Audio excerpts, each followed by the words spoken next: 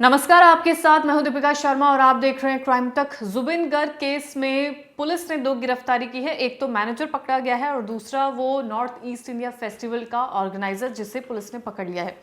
अब ये दोनों ही नाम इस पूरे केस से इसलिए जुड़े हुए थे क्योंकि ये जो ऑर्गेनाइजर था जिसे गिरफ्तार किया गया है, ये वो शख्स है जिसके थ्रू जुबिन गर्ग भारत से सिंगापुर गए थे उस नॉर्थ ईस्ट इंडिया फेस्टिवल में, जिसका ये ऑर्गेनाइजर है बंदा जिसे अब गिरफ्तार कर लिया गया है। दूसरा है सिद्धार्थ जो जुबिन गर्ग का मैनेजर है और उसे अब पकड़ा गया है गुरुग्राम के टोल प्लाजा से। ये जुबिन गर्ग के तमाम जितने भी इवेंट्स हैं वो सब देखता है, मैनेजर है, जाहिर सी बात है तमाम चीज़ें इसके थ्रू ही होती हैं। तो पुलिस ने इन दोनों लोगों को अब गिरफ्तार कर लिया है। तो जो फेस्टिवल के आयोजक है श्याम कानू महंत, उन्हें रात में वो सिंगापुर से दिल्ली लौट रहे थे, तब एयरपोर्ट से इन्हें पकड़ा गया है। वहीं पर उन्हें एयरपोर्ट पर रोका गया। जुबिन के मैनेजर सिद्धार्थ शर्मा को गुरुग्राम के एक टोल प्लाजा से गिरफ्तार किया गया है। रिपोर्ट के मुताबिक दोनों के खिलाफ पिछले हफ्ते इंटरपोल का लुकआउट सर्कुलर जारी किया गया था। असम के सीएम हेमंत बिस्वा ने कहा था कि श्याम कानू और सिद्धार्थ को 6 अक्टूबर को एसआईटी के सामने पेश होना होगा, जिससे पहले कि अब ये गिरफ्तारी की गई है। गिरफ्तारी इसलिए भी की गई है क्योंकि जुबिन गर्ग की पत्नी के कई सवाल उठाए गए थे। वो सवाल ये थे कि जो जुबिन गर्ग के करीबी लोग हैं जो आखिरी वक्त में उनके साथ वहां पर थे, उन्होंने जुबिन गर्ग को बचाने की कोशिश क्यों नहीं की। उनका सवाल ये भी था कि जुबिन गर्ग जब पानी में जाने लायक उस वक्त नहीं थे, उनकी हालत अगर पानी में जाने लायक नहीं थी, जब उन्हें ये पता था उनके मैनेजर को कि उन्हें दौरा पड़ता है, अटैक पड़ता है, तो इस वजह से भी उन्होंने पानी में जाने से क्यों नहीं मना किया। ये कुछ अहम सवाल थे जो शक पैदा करते हैं कुछ आखिरी के वक्त में जुबिन गर्ग की जान बचाने की कोशिशें किस हद तक की गई हैं या की भी गई हैं या कोशिशें नहीं की गई हैं, ये तमाम सवाल हैं।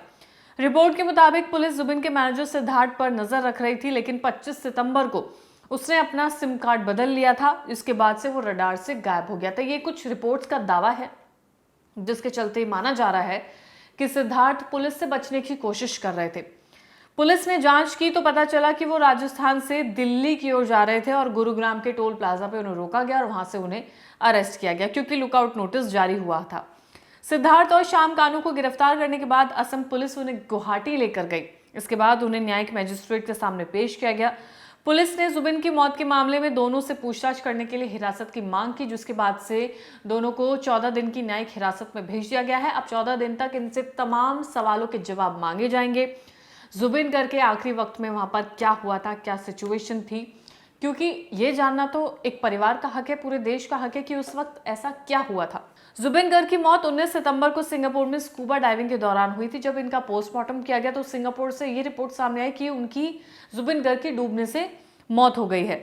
उसके बाद से उनकी मौत के बाद नॉर्थ ईस्ट इंडिया फेस्टिवल को कैंसिल कर दिया गया।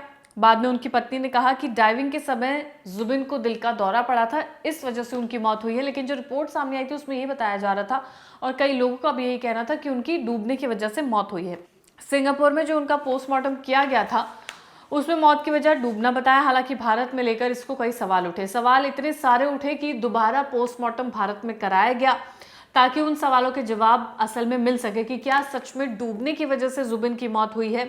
क्योंकि पत्नी का ये कहना है कि शायद उनको पहले भी ऐसे दौरे पड़ चुके हैं और अब उनका मानना है कि उस वक्त भी शायद उनको एक दौरा पड़ा होगा जिस वजह से वो पानी में या तो डूबे होंगे या उनकी मौत हुई है।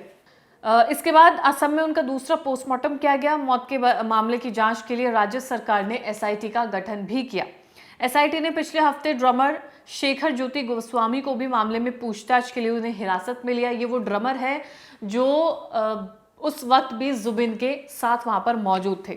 शेखर भी डाइविंग के दौरान जुबिन के साथ थे। जांच के लिए सिंगापुर के साथ हुए समझौते की भी मदद ली जा रही है, जिसमें दोनों देश कानूनी मामलों में एक दूसरे की हेल्प करेंगे, मदद करेंगे। जिस भी लेवल तक मदद की जाएगी दोनों देश आपस में कोऑर्डिनेट करेंगे। हेमंत शर्मा ने बताया कि असम पुलिस के 2 अधिकारी पहले से सिंगापुर में मौजूद हैं जो इस पूरे मामले की लगातार जाँच कर रहे हैं।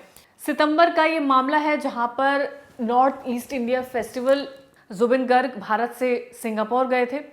ऑर्गेनाइजर को अरेस्ट किया गया है जिसके थ्रू जुबिन गर्ग वहां पर गए थे। मैनेजर को अरेस्ट कर लिया गया है। इन दोनों शख्स को अरेस्ट कर लिया गया है। जो शक की सुई है वो इन दोनों पर ही थी क्योंकि ये आखिरी वक्त में जुबिन के साथ थे। क्योंकि जुबिन कि आखिरी पलों में असल में क्या हुआ था ये दो ही लोग बता सकते हैं। हम और आप वहां पर मौजूद नहीं थे। पोस्टमार्टम रिपोर्ट क्या बताती है वो एक अहम सबूत माना जाएगा, लेकिन ये दो लोग जो बताएंगे उस कड़ी से ये पता चलेगा कि आखिर के वक्त में जुबिन के साथ वहां पर क्या हुआ था। जो उनकी पत्नी है वो न्याय की मांग कर रही है। उन्होंने कहा कि उन्हें न्याय प्रणाली पर पूरा भरोसा है, लेकिन वो सवालों के जवाब चाहती हैं। सवालों के जवाब वो इसलिए चाहती हैं क्योंकि जो लोग उनके साथ वहां पर मौजूद थे वो उनके करीबी थे, उनके दोस्त थे। बावजूद इसके जुबिन की क्या जान बचाने की कोशिशें नहीं की? क्या जितना उन्हें करना चाहिए था उतना नहीं किया? ये वो अहम सवाल हैं जो उनकी पत्नी के हैं और इन सवालों के जवाब वो चाहती हैं। पुलिस अब 14 दिन तक इन लोगों से पूछताछ करेगी। जितने भी जवाब होंगे वो आप तक पहुंचाए जाएंगे। तब तक के लिए धन्यवाद।